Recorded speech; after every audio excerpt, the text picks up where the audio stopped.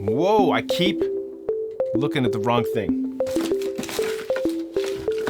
This is going to help. Woo! So many takes to do this simple video. Hi, it's getting cold. Winter's coming.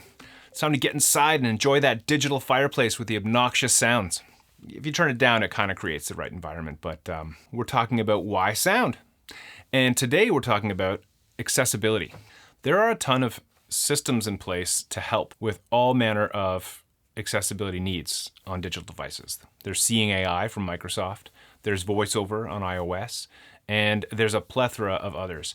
Accessibility can be a spectrum where there are some people that just need a little bit of assistance, and there are some people that don't need it but appreciate a little bit of assistance. And today we'll be speaking on that and how, as sound designers, we can add this little bit of extra to make it a little bit more inclusive. The first example that I want to talk about, the social media or news feed, vertical based with the pull to refresh. Now the pull to refresh is pretty ubiquitous when it comes to vertical feeds. Pull, you usually feel a bit of a haptic, hear a sound, and then it refreshes, and sometimes you'll get a haptic response, and then also sometimes you'll get a sound. We can take this experience and make it a little more helpful for those that would appreciate that.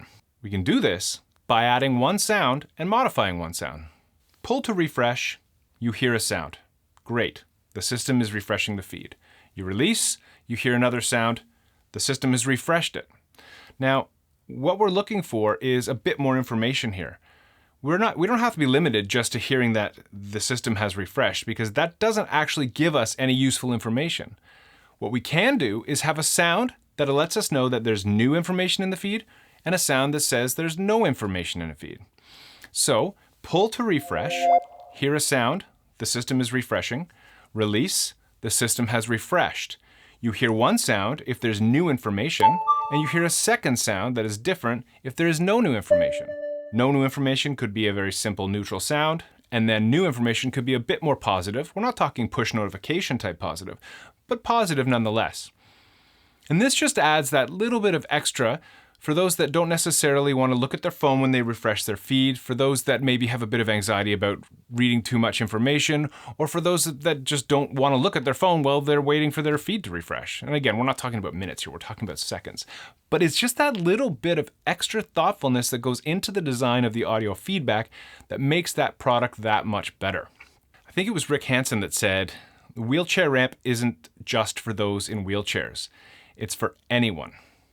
I might have gotten that wrong, but that's roughly the quote. And it was Don Norman took it further and said, again, paraphrasing here, that a wheelchair ramp isn't just for those in wheelchairs. It's for people with temporary injuries. It's for people carrying things. It's for basically anybody who needs it, and that we can all benefit from universal design. And this is so true in audio feedback. Sometimes we can take sound design and make it an accessibility feature. The next example I want to talk about is the June Intelligent Oven. When we designed the audio feedback system for the June Intelligent Oven, we were starting with an interface that had a knob that had physical detents. And this was great because it gave you that tactile feel for turning a knob and understanding where you were going through the temperature settings. But later iterations removed this knob, and we were left with a touch screen. And this was neat because we could explore the detent sound and how it was going to interact with the user interface and the touch. And we spent a lot of time fine-tuning the audio feedback, because too fast and you got this ratcheting effect. And we had to find that sweet spot. And so we did some user testing, and we found that, a certain number of sounds per second with acceleration was just right. But while that was going on, we thought, okay, well, how can we take this even further?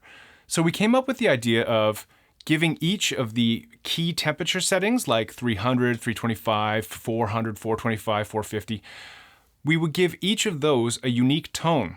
They were all related, they were all on brand, but they all were different in that you knew which key point you were at. This allowed people to quickly dial in temperatures without even looking at the screen, just based on sound alone. Some low-sighted people might have no problem finding the control on the screen and adjusting it, but trying to concentrate on the numbers that are going past can be a lot more difficult for some people. So to have these tones just gives the experience a little bit more thoughtfulness, for lack of a better word, in that we're trying to make it easier for everybody. And if you can create a wheelchair ramp for your product through sound, awesome, because it will make the whole design that much better. And if you want to learn more, please drop a comment below, send me a message, book a chat. I'd love to hear about your project and how sound design can help. Why? An audio logo?